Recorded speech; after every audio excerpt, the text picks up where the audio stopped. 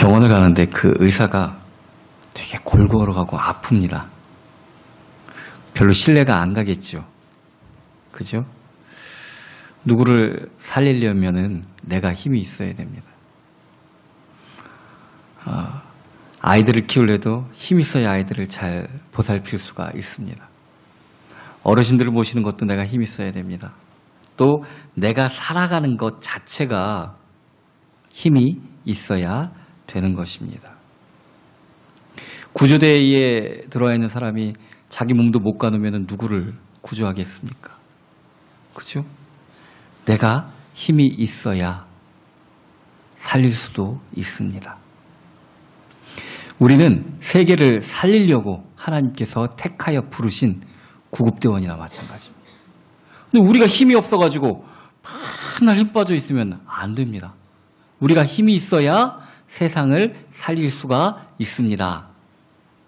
오늘 본문의 말씀은 그 전까지는 자기들도 정말 믿음 생활하기도 힘들고 세계 복음화, 구원 이거는 저리 제쳐두고 나 하나 예수님 믿는 것도 꽁꽁 숨어서 몰래 겨우겨우 할 수밖에 없는 사람들이 그들 위해 성령이 임하니까 정말 폭발적인 힘으로 이 복음을 증거하는 그런 역사가 나타나게 되는 첫 장면이 오늘 본문의 내용입니다. 성령이 강림하셔야만 구원이 임합니다. 성령 없으면은, 성령의 충만함 없으면은 우리는 구원을 누리지도 못합니다. 예수 그리스도를 믿으면 구원받는다면서요. 그 믿음이라는 것이 하나님의 영이 임하지 않으면은 있을 수가 없습니다. 솔직히 말하면. 그래서 구원론을 다른 말로 성령론이라고도 합니다. 하나님께서 구원을 계획하셨습니다. 성부 하나님이 계획하시고 성자 예수 그리스도께서 그것을 이루셨습니다. 그것을 우리에게 적용시켜 주시는 분이 성령님이시기 때문에 그렇습니다. 성령님이 계시지 않으면은, 성령님이 우리와 함께 하시지 않으면은 예수 그리스도의 십자가 사역이 나와는 상관없는 사역이 됩니다. 그럼 믿을 수가 있겠습니까? 당연히 믿을 수도 없겠죠. 그리고 힘들고 고나게 살아갈 수밖에 없습니다. 이 성령이 주시는 힘을 얻어서 내가 먼저 살아나고 그 힘으로 가정과 교회도 살릴 수가 있다고 말씀해 주고 계십니다. 요한복음 16장 7절 말씀 보면은 그러나 내가 너희에게 실상을 말하노니 내가 떠나가는 것이 너희에게 유익이라. 내가 떠나가지 아니하면 보혜사가 너희에게로 오시지 아니할 것이요 가면 내가 그를 너희에게로 보내리라. 하나님께서 구원을 계획하시고 예수 그리스도께서 구원을 이루시고 성령 하나님이 오셔야만 우리가 예수 그리스도의 구원을 내 것으로 누릴 수가 있게 된다는 얘기입니다. 성령이 이제 오순절 다락방에 임하신 이후로 그들의 삶이, 그들의 신앙이 변합니다. 그래서 예수님과 함께 있었을 때도 전혀 생각지도 못했던, 예수님과 함께 3년 동안 먹고 마시면서 그들의 삶이, 그들의 생각이 안 변했습니다. 늘 내가 저놈보다 위에 있기를 바라고, 예수님께서 왕권 잡으면은 그 한 자리 하고, 이것이 꿈이요, 그것이 삶의 목적이었습니다. 자, 우리가 예수님 믿으면서도 우리의 꿈이 뭡니까? 하나님이 도와주셔서 내 사업이 잘 되기를 바라십니까? 하나님이 도와주셔서 우리 자녀가 잘 되기를 바라십니까? 이건 아직 성령이 그를 인도하시는 삶이 아니라는 걸 스스로 나타내고 있는 겁니다. 예수님과 3년 동안 같이 살면서도 제자들의 생각이 하나도 안 변했던 것처럼 우리도 그와 똑같은 삶을 살고 있지 않은가 생각해 봐야 됩니다. 그러나 성령님이 임하시니까 근과 음은 내게 없거니와 나한테 있는 것을 너한테 줄게. 곧 나사렛 예수 그리스도의 이름으로 걸으라. 나한테 있는 하나님의 능력, 나한테 있는 하나님, 그것을 전달할 수 있는 자가 되는 것입니다.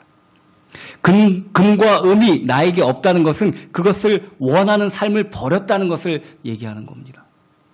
그것이 더 이상 내 삶의 목적이 아니라는 것을 말하는 것입니다.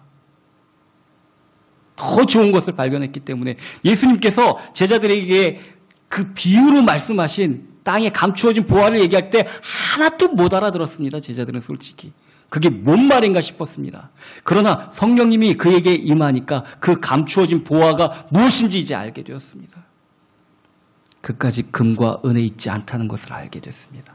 모든 것을 다 팔아서라도 정말 귀한 그 보화를 얻어야 되겠다는 그 마음이 그 속에 가득 차게 되었다는 얘기입니다.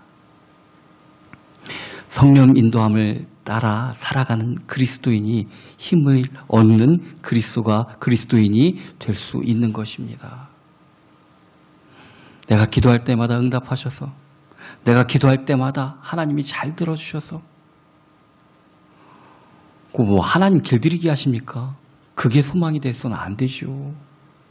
내가 올바른 방향으로 기도할 수 있어야 됩니다. 하나님이 원하는 뜻을 이해할 수 있어야 되는 것입니다. 그래서 성령 인도 따라 살아가는 우리 삶에는 세 가지 것이 담겨야 되는데, 첫 번째, 우리에게 정말 바뀌어져야 될 것이 첫 번째가 우선순위입니다. 우선순위. 성령이 임하기 전과 후에 제자들의 우선순위는 정말 달라졌습니다. 예수님을 따라다니면서도 제자들의 우선순위는 내 명예와 내가 뭘 좀 할 수 있는 그것이었습니다. 그런데 성령이 임하시고 난 다음에 제자들의 우선순위는 그것이 아닙니다. 하나님 나라와 하나님의 의가 그들의 삶의 우선순위가 되었습니다. 내가 무엇을 하든지 먹든지 마시든지 설령 내가 죽을지라도 주님의 복음을 증거하는 일에 쓰임이 받기 위해서는 그것을 좋게 여긴다고 말할 정도로 우리 마음의 생각과 뜻이 바뀌어져야 됩니다. 성령 충만한 사람의 특징입니다. 우리 지금 이 속담을 얘기를 하면은 아이들이 도대체 무슨 말인지도 모릅니다. 개 눈에는 똥만 띈다는 말이 있죠. 그죠? 요즘 애완견들이 뭐 똥을 관심도 갖지 않을 텐데도 불구하고 옛날에는 그렇게 길거리에 응가도 많았고 길거리 돌아다니는 개들도 많아서 그렇게 그거 보면은 그 얌얌을 하고 그랬습니다. 그 자기 좋아하는 게 눈에 띈다는 얘기입니다. 속담이 그 말이. 제가 시골에서 이제 목회를 할 때 사회복지사 자격증을 따야 될 것 같은 생각이 들어서 뭐 몇 개만 하면 되니까 그래서 이제 실습하고 뭐 그래갖고 사회복지사 자격증을 따는데 그 이후에 다니면서는 노인 요양시설이라든지 그런 복지시설만 자꾸 그렇게 눈에 띄더라고요. 또 교회 개척하고 목회를 시작하고 난 다음에는 어디를 가든지 교회만 눈에 들어옵니다. 교회만. 돌아다니면. 만약에 직업이 뭐 어떤 의료업에 종사하시는 분들은 다니면서 병원이 눈에 띄겠지요. 그죠? 이 삶의 우선순위가 변화해야 된다는 것은 내가 무엇에 집중하느냐에 그런 차이가 있습니다. 돈 버는 일에 집중하고 있는 거. 아니, 뭘 먹고 살아야 되니까 그럴 수 있죠. 그러나 순위는 그것보다 먼저 하나님에 있어야 된다는 얘기입니다. 아예 뭐 기도원에 들어가라는 얘기 아닙니다. 주님의 것만 한다고 뭐 삶을 완전히 포기하라는 얘기가 아니라 우선순위라는 겁니다. 우선순위. 우선순위라는 것은 갈등 상황이 있을 때 무엇을 선택하냐는 겁니다. 하나님이 우선순위에 있지 않은 사람들은 항상 두 가지가 둘 중에 하나만 해야 될 상황이면은 꼭 하나님 아닌 다른 것을 선택할 수밖에 없습니다. 그거 별일 아닐 것 같지만 정말 내 인생의 가장 중요한 순간에서 어떡할 겁니까, 그럼? 하나님 안 선택하면. 큰일 나는 거 아닙니까? 우선순위가 하나님에 있어야 된다는 얘기입니다. 내 삶에 분노가 가득한 사람들은 그런 사람 있죠. 괜히 말만 하면 막 화부터 내고 왜 이렇게 화를 내? 근데 그렇게 분노가 쌓여있는 사람들도 있습니다. 근데 이런 성격들이 암에 걸리기가 쉽답니다. 그리고 이 상처를 꾹꾹 눌러 담고 사는 사람들도 있죠. 극과 극인 것 같은데 어떤 사람은 맨날 터뜨리고 어떤 사람은 꾹꾹 참고 양극은 통한다고 이런 사람들도 암에 걸리기가 쉽답니다. 자, 어린 시절의 트라우마 때문에 상처 때문에 그걸 마음속에 갖고 다 사는 사람들이 있습니다. 나중에는 견딜 수가 없어갖고 상담사들을 찾아가기도 하고 뭐 심하면은 정신과를 찾기도 합니다. 그 해결책이라고 얘기하는 것이 꼭 담아두지 말고 그것을 얘기하고 풀라고 얘기합니다. 근데 이게 오해가 되면은 주변 사람들에게 자기 상처를 갖다가 돌리는 효과가 있습니다. 자기는 시원하겠죠. 그죠? 그 옆에 가족들은 뭡니까? 그거 폭탄 돌리기입니다. 시간대가 옆에 딱 옮기면 계속 돌려야 되는 겁니다. 그거. 오히려 분노와 상처를 주변에 퍼뜨리게 되는 그런 효과가 나타나는 겁니다. 이것을 하나님 앞에 내려놓기를 바라십니다. 하나님, 내가 바라는 예배는 너희의 상한 심령을 나에게 내려놓는 것이다 라고 얘기하는 것입니다.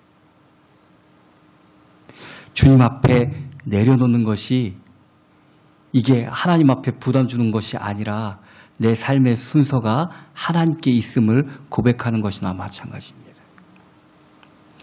우리 할 거 안 할 거 문제 있으면 탁하게 보다가 맨 마지막에 기도라도 해봐야지. 그거 안 됩니다. 그렇게 하면 안 됩니다. 무조건 하나님 앞에 먼저 나와야 됩니다. 하나님 앞에 내려놔야 되는 것입니다. 우리의 우선순서가 바뀌면은 상처와 분노로부터 자유로워지고 그때서야 우리가 하나님의 일을 할 수 있는 일꾼이 됩니다. 스스로의 짐에 끔짝 못하고 그냥 어떻게 할 줄 모르고 승질만 부리고 그런 사람이 무슨 하나님의 일을 합니까? 하나님 앞에 내려놓아야 됩니다. 우선순위가 바뀌어야 됩니다. 그리고 두 번째로 성령의 인도에 따라 우리 삶에 담겨야 될 두 번째는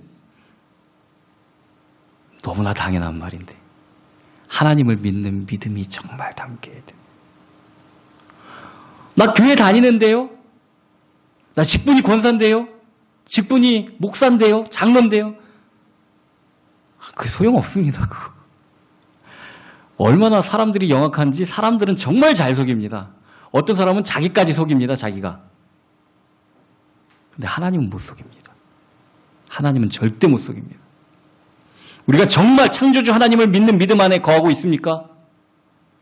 정말 온 세계를, 온 우주를 주장하고 계시는 하나님을 믿는 믿음 안에 거하고 있습니까? 아까 우선순위나 비슷한 얘기입니다. 이 얘기는. 하나님을 믿기는 한 것 같은데 눈에 보이는 것을 더 중요시 여기는 분들, 과연 하나님을 믿는 믿음 안에 있는지 생각해 봐야 되는 것입니다. 하나님을 믿는다고 하면서 하나님을 기쁘시게 하는 일에는 생각도 없고 나를 영화롭게 하는 일에만 관심 있는 분들, 과연 하나님으로 믿는 믿음 안에 거하고 있는 것인가? 우리가 성령님이 우리에게 임재하시고 나서 처음부터 확 바뀌지는 않습니다. 성령님이 임재하시고 나서도 우리의 연약함 많이 나타납니다. 그래서 중생과 성화는 좀 다른 개념입니다. 중생은 단번에 우리의 삶이 지옥으로 가는 것에서 하나님의 자녀로 바뀝니다. 그래서 하나님이 그냥 의롭다고 인정해 주십니다. 법으로 선언해 주십니다. 그러나 성화는 다른 개념입니다. 여전히 이제껏 내가 살아왔던 그 패턴대로 그대로 살아가려고 하는 이 관성의 법칙이 우리 삶을 붙잡고 있습니다. 성경의 사람들도 그렇습니다. 사도 바울이 이제부터는 내가 주를 위해서 산다. 그 전에 나에게 있었던 모든 것을 내가 배설물처럼 여긴다고 얘기했으면서도 자기 생각대로 안 하고 옆으로 빠지는 사람들을 용납을 못해서 마가 때문에 바나바는 정말 사도 바울의 은인 같은 사람입니다. 그를 아라비아 광야에서 데리고 와서 사도들한테 소개시켜주고 정말 안디옥 교회에서 안수받을 때까지 정말 바나바의 그 존재가 인도함이 얼마나 컸었는지 모릅니다. 그런데 그 조카 마가 때문에 정말 엄청 싸웁니다. 전도하다가. 그죠? 그러다가 그의 삶이 정말 더 성령의 인도하심을 받아서 할 때는 마가에게 내 아들 같은 마가라고 얘기를 하지 않습니까? 사도 베드로도 마찬가지였습니다. 성령 충만 받은 다음에도 정말 그가 설교할 때 하루에 3,000명씩 돌아오는 그런 부흥의 역사가 일어났는데도 그의 성품이 완전히 바뀐 것 아닙니다. 예루살렘에서 그 같이 제자된 이방인들하고 식사하고 있다가 유대인들은 들어오니까 안 먹은 척하고 나가다가 바울한테 엄청 혼나지 않습니까? 그죠? 사람 보는 거 참 이게 그한테는 유태인과 이방인과의 그 벽이 어떻게 보면은 십자가보다 더 높았을지도 모릅니다. 하나님이 직접 말하지 않습니까? 비장이 시몬 집에 있을 때 내 구퉁이에 끈을 맨 보자기가 내려오는데 그 안에 기는 것과 뭐 온갖 것들이 다 들어있고 먹어라 하니까 하나님 앞에서 나는 여지껏 부정한 것을 먹질 않았는데 어떻게 이런 걸 먹겠습니까? 하나님 앞에서 하나님을 하나님으로 창조주 하나님, 절대자 하나님, 나를 조성하신 분으로 믿는 믿음이 성령 충만 받고 또 하루에 3,000명씩 예수님께 돌아오게 만들 만큼 이 설교의 능력이 있었던, 복음 전도의 능력이 있었던 이 베드로도 이것이 안 바뀌었으니까, 그 하나님을 하나님으로 믿는 믿음이 없으니까 하나님이 명령하시는 것을 내 의로 거부하지 않습니까? 하나님 앞에 내가 의롭게 내세울 게 있나요? 의라는 것의 기준은 하나님입니다. 하나님이 그것을 명백히 베드로에게 가르쳐 주십니다. 내가 거룩하다고 한 것을, 내가 거룩하게 한 것을 네가 왜 부정하다고 하느냐? 하나님 앞에 내 의는 내세울 거 한 가지도 없습니다. 의라는 것 자체가 우리는 없습니다. 하나님의 뜻을 따라가는 것입니다. 믿음이라는 것은 그런 것입니다. 내가 이만큼 했다는 것을 내세우는 것이 아니라 하나님이 여기 이만큼 쌓아놓고 열심히 했는데 하나님이 저쪽으로 가라 그럼 가는 것입니다. 그것이 믿음입니다. 그 하나님을 하나님으로 아는 믿음이 우리에게 있어야 됩니다. 아까도 얘기했지만 정말 사도 바울과 사도 베드로도 성령 충만 받은 다음에도 처음부터 그런 거 아니라고 그랬죠. 점점 우리를 성화시켜 나가시는 하나님의 뜻에 따라가는 것입니다. 지금 우리가 부족한 건 너무나도 당연합니다. 하나님 처음부터 완전한 것을 원하시지 않습니다. 그렇게 될 수도 없습니다. 날마다 주님 뜻을 따라가는 것입니다. 자, 이 창조주 하나님을 하나님으로 믿는 믿음을 또한 갖게 하기 위한 것이 이 성령의 인도 따라 살아가는 삶에 담겨야 될 세 가지, 마지막 세 번째는 기도입니다. 기도. 근데 이 기도는 방향성이 있습니다. 정말 주님을 향한 기도해야 됩니다. 사탄도 기도 엄청 좋아합니다. 지한테 기도하라는 거 정말 좋아합니다. 백일지성 드리고 막 그러면 능력 나타나는 그런 무당들도 있습니다.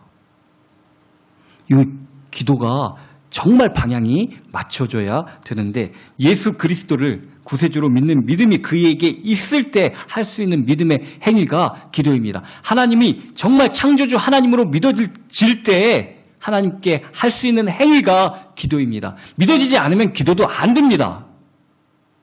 그죠? 안 믿어지는데요. 기도가 어떻게 되겠습니까? 아니, 어려움 닥치면은 빨리 그 해결할 수 있는 사람 찾아다니고 쫓아다니고 그래야지 뭐나 교회에 앉아갖고 아니면 집에 앉아갖고 기도나 해쌓고 있어. 그죠? 이게 믿음이 없는 행위 아니겠습니까? 문제보다 크신 하나님, 나를 조성하신 하나님을 믿는 믿음이 그에게 있다면은 기도부터 해야죠. 기도가 더 당연한 일이죠. 기도가 되어진다는 것은 정말 내가 하나님을 믿는다는 증거나 마찬가지입니다. 그러나 이 앞부분의 두 가지처럼 이것도 처음부터 되어지지는 않습니다. 그래서 주님께서도 너희 마음은 원인데 육신이 연약하구나. 기도하라니까 자꾸 자거든요. 그죠? 그런 말씀을 하신 것입니다. 기도도 연습이 필요합니다. 기도도 훈련이 필요합니다. 주님 앞에 집중하는 것 정말 필요합니다. 초등학교 때, 어릴 때는 수업 시간에 선생님한테 집중만 해도 별다른 그런 학업을 따라가는데 또 선두그룹을 유지하는데도 별로 어려움 없습니다. 그러나 높은 학년에 올라갈수록 학교에서 듣는 수업만으로는 부족합니다. 집에서도 공부해야 됩니다. 시간 있을 때 공부해야 됩니다. 자, 우리가 따로 기도해야 됩니다. 기도의 연습, 기도의 수련 정말 필요합니다. 주님 앞에 기도해야 됩니다. 기도 아니고서는 우리가 어떻게 은혜 받겠습니까? 기도 아니고서는 어떻게 성령의 충만함을 받겠습니까? 성령의 충만함을 받는 방법을 기도라고 말씀해 주셨는데 이건 어디 딴 데 나온 얘기가 아니라 성경에 나온 얘기입니다. 성령 충만 받기 위해서는 구하랍니다. 구하랍니다. 그리고 예수님께서 승천하신 이후에 정말 마가다락방에 모여서 열흘 동안 기도할 때 성령이 그들에게 임하신 것입니다. 그래서 정말 성령의 인도 따라 살려면은 우리 마음과 생각의 우선순위를 분명히 똑바로 두어야 되고, 두 번째, 창조주 하나님을 믿는 믿음이 반드시 있어야 되고, 세 번째, 하나님 앞에 기도로 구해야 되는 것입니다. 그럴 때 우리가 힘 있는 정말 성령 충만한 삶을 살아갈 수가 있게 되는 것입니다. 자, 성령 충만함을 받고 나면은 정말 변화가 일어나는데 5절부터 8절까지의 우리가 읽지 않은 내용입니다. 이것을 보면은 방언에 관한 내용이 나옵니다. 그때에 경건한 유대인들이 천하 각국으로부터 와서 예루살렘에 머물러 있더니 이 소리가 나매 큰 무리가 모여 각각 자기 방언으로 제자들이 말하는 것을 듣고 소동하여 다 놀라 신기하게 여겨 이르되 보라, 이 말한 사람들이 다 갈릴리 사람들이 아니냐? 우리가 각 사람이 난 곧 방언으로 듣게 되는 것이 어찌 됨이냐?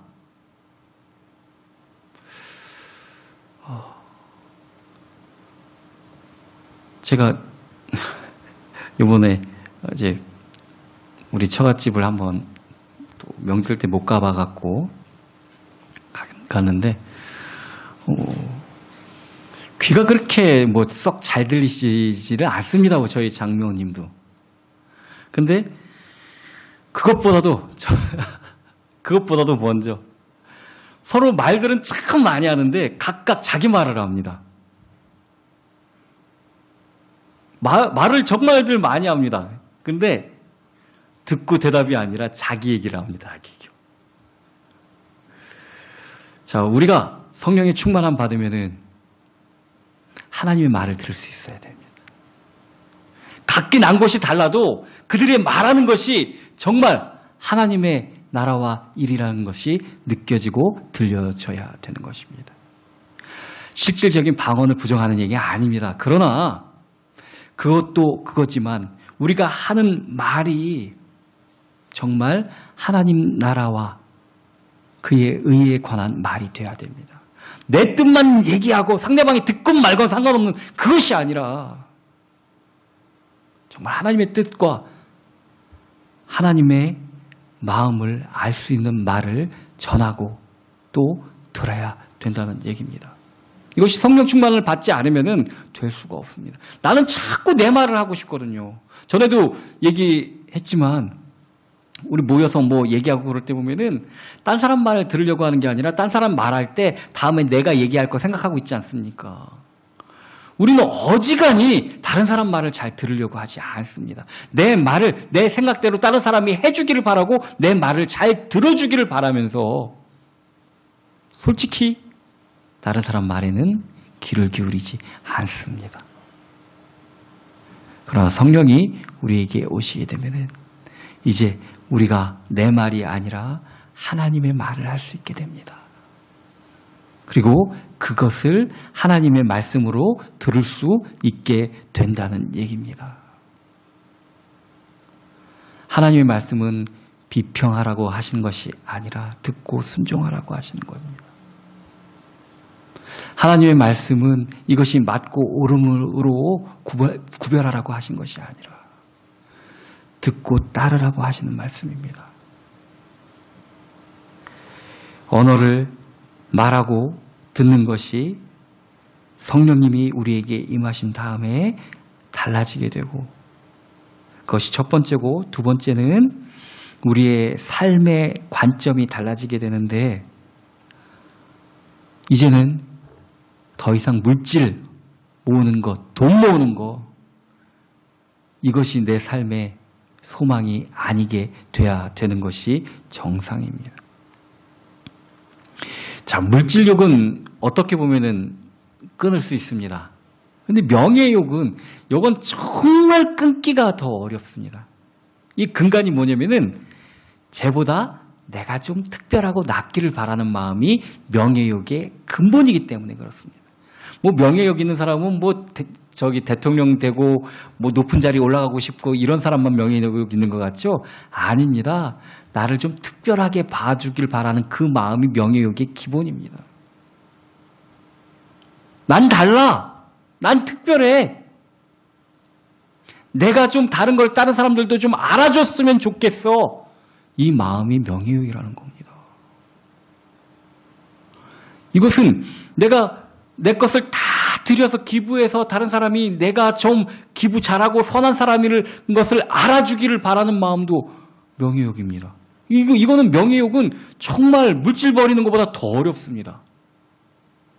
오죽하면은 오른손이 하는 일을 왼손으로 모르게 하라는 것으로 예수님이 비유를 하셨습니다. 이게 불가능한 일이죠. 그죠? 내 생각이, 내 마음이 살아있는 한 내가 나타나고 싶은 건 정말 본능 중의 본능입니다.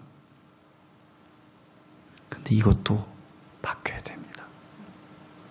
내가 아니라 그리스도가 나타나야 됩니다. 내가 하는 것이 아니라 예수님이 나타내야 되는 것입니다. 그래야 해서 전에는 내가 잘 살면, 내가 사람들로부터 인정받으면 그게 다인 줄 알았는데 이제 다른 사람도 보여지게 돼서 사도행전 4장 34절 35절 보면은 그 중에 가난한 사람이 없으니 이는 밭과 집 있는 자는 팔아 그 판 것을 가져다가 사도들의 발 앞에 두매 그들이 각 사람의 필요에 따라 나누어 줌이라. 이 물질이 중요한 게 아니라 그리스도의 사랑이 더 귀하기 때문에 다 같이 나눌 수 있는 것으로 바뀌어지게 되고 키도 작고 정말 볼품없었던 삭개오가 그래서 붙잡았었던 내가 다른 사람들로부터 욕먹어도 상관없어. 개같이 벌어서 정승같이 쓰면 되지. 그래서 그렇게 사람들이 싫어하던 로마의 앞잡이 세리장이었던 삭개오가 예수님을 만난 다음부터 그의 삶이 물질에서 구원으로 바뀌어졌듯이 또 명예를 위해서 모든 것을 걸었던 사도 바울이 자신의 죽음까지도 선교에 내려놓았던 것처럼 정말로 그의 삶의 방향이 성령이 임재 이후로 변화될 수 있어야 되는 것입니다. 그렇게 될 때 세 번째는 저절로 따라오는데 이것이 바로 부흥입니다. 우리 속에 임재하신 성령의 모습을 보면은 우리 주변의 사람들이 우리를 통해서 하나님을 보게 됩니다. 비로소 사람들이 그들을 그리스도인이라 하였더라 하는 것처럼 우리를 통해서 하나님이 나타날 때 하나님이 사람들이 정말 우리를 통해서 하나님을 보게 된다는 얘기입니다. 하나님의 영이 우리와 함께 계시기에 우리에게 능력이 나타나고 그리고 갈급한 영혼들이 모이게 되어져 있습니다. 성령이 충만한 교회는 부흥하게 되어져 있습니다. 제가 정말 사창동에서 3년 동안 새신자가 한 명도 없었습니다. 그렇게 정말 교회에서 자면서 기도할 때 하나님이 주신 응답이 교회의 부흥은 너보다 내가 더 원한다. 근데 모이면 안 될 때 모이면은 큰일이기 때문에 하나님이 우리 교회를 사랑하시기 때문에 오히려 흩으시는 것입니다. 우리가 성령 충만할 때 정말 준비가 되어져 있을 때 하나님께서는 영들을 붙여주십니다. 부흥은 그렇게 나타나져야 되는 것입니다. 길포드 증후군이라는 병이 있습니다. 쉽게 우리나라 말로다가 조로증이라고 하죠. 일찍 늙는 아이들이 걸리면은 생후 2개월에서 3년 사이에 성장은 멈춰지고 그 이후로 노화가 나타나게 됩니다. 그래서 이 길포드 증후군이 발현된 그 시점에서 10년 동안 약 80세에서 96세 정도로까지 신체적 특성이 노화가 된답니다. 10년 동안 80년 가까운 노화가 아주 집중적으로 일어나게 된다는 얘기입니다. 그래서 이 병에 걸리면은 이 아이들이 평균 수명이 15살 정도, 20살을 못 넘긴답니다. 2개월에서 3년 사이에 발병이 되고 이 병이 걸리면은 20세를 못 넘긴답니다. 아까도 얘기했지만 이 병의 특징은 성장이 멈추는 데 있습니다. 우리가 예수님 믿으면 성장해야 됩니다. 중생한 이후의 성장이 우리에게 성화가 있어야 되는 것입니다. 우리의 가치관과 삶이 정말 변해야 되고 우리의 믿음이 더욱더 공고해져야 되고 날마다 주님 앞에 나오는 기도가 끊임이 없어야 되는 것입니다. 가만히 있으면 멈추는 것입니다. 주님 앞으로 나아가야 되는 것입니다. 하나님께서 주시는 힘을 받아야 성장합니다. 하나님은 힘 주신다고 분명히 약속하셨습니다. 그 힘을 받아서 우리가 성령의 인도함을 따라 나아가야 되는 것입니다. 이제 사순절이 시작되고 두 번째 주 이제 2월 17일부터 사순절 기간이 시작입니다. 사순절은 뭐냐면은 주님께서 고난받으시기 전, 즉 부활절 전 40일, 그 중에서 주일을 빼니까 36일 동안을 사순절 기간이라고 합니다. 솔직히 기원이 가톨릭이라 이것은 안 지키는 교회들도 굉장히 많습니다. 가톨릭에서는 초기에는 굉장히 엄격하게 지켜서 이 기간 동안에는 육식은 아예 안 하고 채식만 먹고 그랬답니다. 우리 그렇지 않죠. 근데 이것을 기억하면 좋은 이유가 주님께서 우리를 위해서 십자가를 지셨는데 십자가를 지고 그것을 새 생명을 우리에게 주셨는데 그 생명이 우리에게 있는데도 불구하고 왜 그렇게 우리가 힘이 없는 삶을 살아가는가? 정말로 우리가 성령의 인도함을 따라 우리의 삶이 변화돼야 된다는 것입니다. 주님을 믿고 나아가는 저와 여러분이 되기를 예수 그리스도의 이름으로 축원합니다.